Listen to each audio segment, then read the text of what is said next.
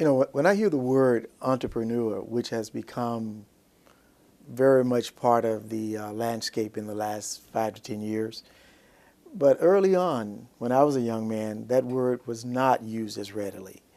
However, the concept still existed.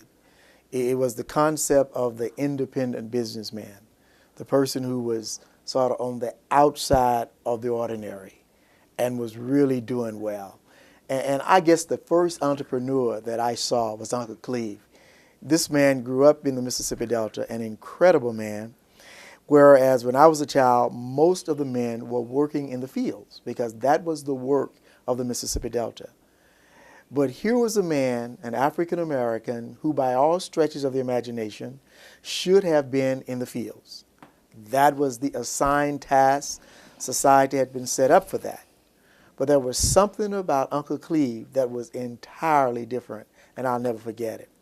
First of all, he owned the ice house, and there's only one ice house. So think about this. You got one man who owns the ice house, and at the ice house, you do not have legal segregation because everyone has to get ice from the same place. Right. And he owned it. Yeah. And he walked differently.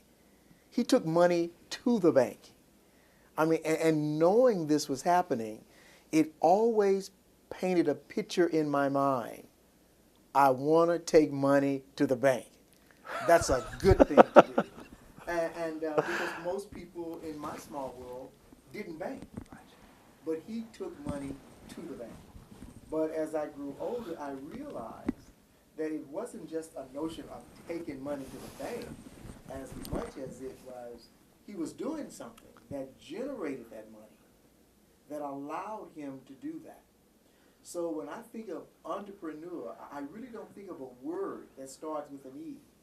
I think of a man, I think of a woman, I think of someone who stands on the outside of the ordinary and gives you a clear picture that you can actually exit the ordinary highway and make a tremendous contribution to life.